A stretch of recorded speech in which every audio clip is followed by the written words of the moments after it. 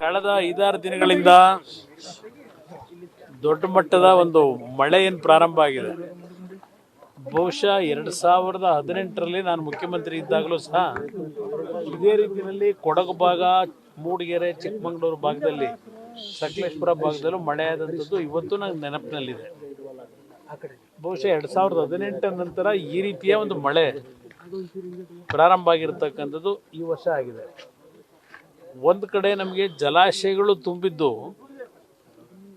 ಸ್ವಲ್ಪ ನಮಗೆ ತಮಿಳುನಾಡು, ಕರ್ನಾಟಕದ ಏನು ಪ್ರತಿನಿತ್ಯದ ನಮ್ಮ ಸಂಘರ್ಷ ಇದೆಯಲ್ಲ, ಸಂಘರ್ಷಕ್ಕೆ 1 ವರ್ಷ ವಿರಾಮ ಇವತ್ತು ಜಲಾಶಯಗಳು ತುಂಬ್ತಾ ಇರೋದ್ರಿಂದ ದೊರಕಿದೆ.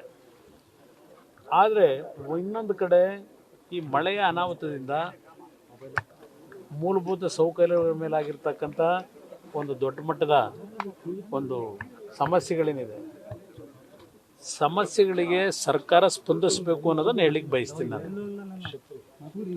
ನಿನ್ನೆ ನಾನು ಶಿರೂರಿಗೆ ಹೋಗಿದ್ದೆ.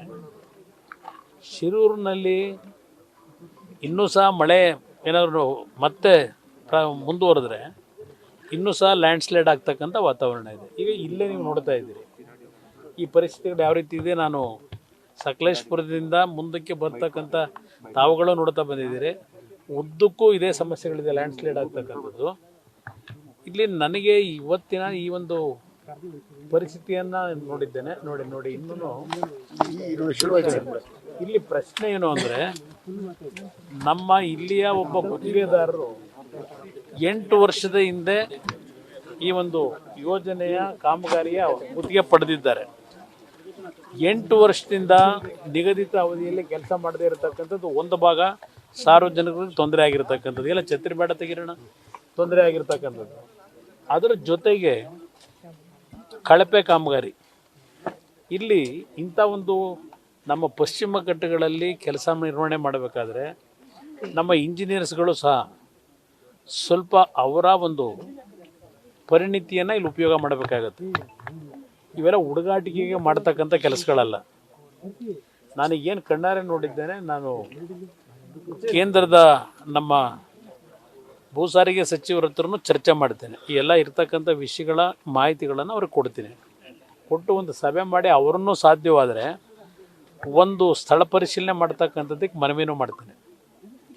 ಇದು ಈ ವಿಷಯದಲ್ಲಿ ನಾವು ಸ್ವಲ್ಪ ದೊಡ್ಡ ಮಟ್ಟದ ಒಂದು ವೈಜ್ಞಾನಿಕವಂತ ರೀತಿಯ ಕೆಲಸಗಳಾಗಬೇಕು ನನ್ನ ಅಭಿಪ್ರಾಯದಲ್ಲಿ. ಅದರಿಂದ ಈಗಿನ ಈ ಒಂದು ಸಮಸ್ಯೆಗೆ ಪರಿಹಾರ ನಮ್ಮ ಕೇಂದ್ರ ಸರ್ಕಾರದ ಅಲ್ಲಿಂದ ನಮ್ಮ ಗಡ್ಕರಿ ಅವರ ಪಾತ್ರವೂ ಜಾಸ್ತಿ ಇದೆ. ಅವರು ಸಹ ಅಧಿಕಾರಿಗಳ ಜೊತೆಯಲ್ಲಿ ಚರ್ಚೆ ಮಾಡಿ ಇದನ್ನು ಸೈಂಟಿಫಿಕ್ ವೇನಲ್ಲಿ ಮಾಡ್ತಕ್ಕಂಥದ್ದಕ್ಕೆ ಏನು ಸೂಚನೆ ಕೊಡಬೇಕಾಗಿದೆ. ಅದರ ಬಗ್ಗೆ ಅವ್ರ ಜೊತೆ ಚರ್ಚೆನೂ ಮಾಡ್ತೀನಿ. ಜೊತೆಗೆ ನಾನು ರಾಜ್ಯ ಸರ್ಕಾರಕ್ಕೆ ಹೇಳ್ತಕ್ಕಂಥದ್ದನ್ನು, ಇಂಥ ಒಂದು ಪರಿಸ್ಥಿತಿಗಳಲ್ಲಿ ಸರ್ಕಾರದ ಮಂತ್ರಿಗಳು ಭೇಟಿ ಕೊಡಬೇಕು, ಸ್ಥಳ ಪರಿಶೀಲನೆ ಮಾಡಿ. ಯಾಕೆಂದರೆ ಬಂದ ತಕ್ಷಣ ನಾವು ಬಂದು ಕೆಲಸ ಮಾಡೋದೇನಿಲ್ಲ. ನಾವು ಈ ಭಾಗದ ಜನರಲ್ಲಿ ಒಂದು ಯಾವುದೇ ಒಂದು ಸಮಸ್ಯೆಗಳಾದಾಗ ಅವರಿಗೆ ಮಾನಸಿಕವಾಗಿ ಸ್ಥೈರ್ಯ ತುಂಬತಕ್ಕಂಥದ್ದು ಸರ್ಕಾರಗಳ ಕರ್ತವ್ಯ. ಆ ಹಿನ್ನೆಲೆಯಲ್ಲಿ ನಾನು ನಿನ್ನೆ ಉತ್ತರ ಕನ್ನಡ ಜಿಲ್ಲೆಯಲ್ಲಿ ಪ್ರವಾಸ ಮಾಡಿದ್ದೇನೆ. ಇವತ್ತು ಇಲ್ಲಿ ಬಂದಿದ್ದೇನೆ. ಕೊಡಗುಗೂ ಹೋಗಬೇಕಾಗಿತ್ತು ನಾನು. ಯಾಕೆಂದರೆ ಕೊಡಗಿನಲ್ಲಿ 2018ರಲ್ಲೂ ಸಹ ನನಗೆ ನೆನಪಿದೆ. ಕುಶಾಲನಗರದಲ್ಲಿ ಸಾಯಿ ಬಡಾವಣೆ ಅಂತ ಹೇಳಿ ಒಂದು ಬಡಾವಣೆ ಇದೆ. ಬಹುಶಃ ನೆನ್ನೆ ಯದುವೀರವರು ಭೇಟಿ ಕೊಟ್ಟಿದ್ದಾರೆ. ಅಲ್ಲಿ ನೆನ್ನೆ ಟಿ ವಿನಲ್ಲಿ ನಾನು ಗಮನಿಸಿದ್ದೇನೆ. ಅಲ್ಲಿ 2-3 ಅಡಿ ನೀರು ನಿಂತಿದೆ. ಆರಂಗಿ ಜಲಾಶಯ ತುಂಬುತ್ತಿದ್ದಾಗೇ ಆ ಕುಶಾಲನಗರದ ಕೆಲವು ಲೋಯರ್ ಏರಿಯಾದಲ್ಲಿ ಮಳೆ ಬರ್ತಕ್ಕಂಥದ್ದು ಹಿನ್ನೆಲೆಯಲ್ಲಿ ನೀರು ನಿಲ್ಲುತ್ತೆ, ಮನೆಗಳಿಗೆ ನೀರು ನುಗ್ಗುತ್ತೆ. ಕಳೆದ ಬಾರಿ ನಾನು 2018ರಲ್ಲಿ ನನಗೆ ಈಗಲೂ ನೆನಪಿನಲ್ಲಿ ಇಟ್ಕೊಂಡಿದ್ದೇನೆ. ಆ ಏರಿಯಾದಲ್ಲಿ ಬೆಂಗಳೂರಿನ ಕಾರ್ಪೊರೇಷನ್ನ ಕೆಲಸ ಮಾಡ್ತಕ್ಕಂಥ ಸಿಬ್ಬಂದಿಗಳನ್ನು 3-4 ಸಾವಿರ ಜನ ಡೆಪ್ಯೂಟ್ ಮಾಡಿದ್ದೆ. ಡೆಪ್ಯೂಟ್ ಮಾಡಿ ಅವರಿಗೆ ಪ್ರತಿ ಕುಟುಂಬದಲ್ಲಿ ಮನೆಗಳಿಗೆ ನೀರು ನುಗ್ಗಿ ವಸ್ತುಗಳೇನು ಹಾನಿಯಾಗಿತ್ತು 50,000 ರೂಪಾಯಿಗಳನ್ನು ಸ್ಥಳದಲ್ಲೇ ಅವರಿಗೆ ಪರಿಹಾರ ಕೊಡ್ತಕ್ಕಂಥ ಕೆಲಸವನ್ನು ಮಾಡಿದ್ದೆ. ಆಗ ಪಾಪ ನಮ್ಮ ಸಚಿವರು ಉತ್ತರ ಕನ್ನಡದಲ್ಲಿ ನೆನ್ನೆ ಒಂದು ಹೇಳಿಕೆ ಕೊಟ್ಟಿದ್ದಾರೆ. ಯಾರು ಅಲ್ಲಿ ವೈದ್ಯ 10 ಲಕ್ಷ ಕೊಟ್ಟಿದ್ದು ನಮಗೆಲ್ಲೂ ಕೇಳೇ ಇಲ್ಲ, ನಾವು ಮನೆ ಬಿದ್ದೋದಂಥವ್ರಿಗೆ ಅಂತ ಅಂದ್ಬಿಟ್ಟು ನೆನ್ನೆ ಒಂದು ಹೇಳಿಕೆ ಕೊಟ್ಟಿದ್ದಾರೆ.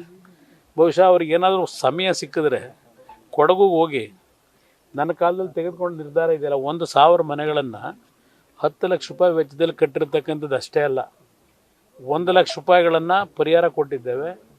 ಅದಕ್ಕೆ ಅದರ ಜೊತೆಗೆ 50,000 ರೂಪಾಯಿ ಅವರಿಗೆ ಪದಾರ್ಥಗಳೇನು ವಸ್ತುಗಳು ನಾಶ ಆಗಿತ್ತು ಅದಕ್ಕೆ ಪರಿಹಾರ ಕೊಟ್ಟಿದ್ದೇವೆ. ಇವತ್ತು ನನ್ನ ಕಣ್ಣು ಮುಂದೆ ಇವತ್ತು ಅವ್ರ ಪಾಪ ಗೊತ್ತಿಲ್ಲದ್ರೆ ಹೋಗಿ ನೋಡ್ಕೊಂಬರ್ಬೇಕು, ಸಾಧ್ಯವೇ ಇಲ್ಲ ಕೊಡಲಿಕ್ಕೆ. ಯಾರು ಕೊಟ್ಟಿದ್ದಾರೆ ಅಂತ ನೆನ್ನೆ ಹೇಳಿಕೆ ಕೊಟ್ಟಿದ್ದಾರೆ. ಸದ್ಯ ಇಲ್ಲಿ ನನಗೆ ಇವತ್ತು ಅಶೋಕ್ ಅವರು ನಮ್ಮ ಜೊತೆಲಿದ್ದಾರೆ, ಇಲ್ಲಿ ಇಬ್ಬರು ಒಟ್ಟಿಗೆ ಬಂದಿದ್ದಾರೆ. ಸದ್ಯ ಇಲ್ಲಿ ನಮ್ಮ ಜಿಲ್ಲಾಡಳಿತ ನಮಗೆ ಸ್ವಲ್ಪ ಎಲ್ಲ ಸೂಕ್ಷ್ಮವಾಗಿ ನೋಡಲಿಕ್ಕೆ ಸ್ವಲ್ಪ ಸಹಕಾರ ಕೊಟ್ಟಿದ್ದಾರೆ. ನೆನ್ನೆ ನೀವೆಲ್ಲ ಪಾಪ ಮಾಧ್ಯಮದ ಸ್ನೇಹಿತರು ಒಂದು 3-4 ಕಿಲೋಮೀಟ್ರ್ ಹಿಂದೆ ತಡೆಗೋಡೆ ಇಟ್ಟು ಕುಮಾರಸ್ವಾಮಿ ಬಂದಿದ್ದನ್ನು ಯಾವುದು ಚಿತ್ರೀಕರಣನೇ ಆಗಬಾರ್ದು ಅಂತ ಹೇಳಿ ಡೈರೆಕ್ಷನ್ ಕೊಟ್ಟು ನೆನ್ನೆ ಒಂದು ಹಲವಾರು ಡ್ರಾಮಾ ನಡೀತು. ನಾನು ಯಾರನ್ನೂ ಟೀಕೆ ಮಾಡೋಕ್ಕೆ ಹೋಗಲಿಲ್ಲ.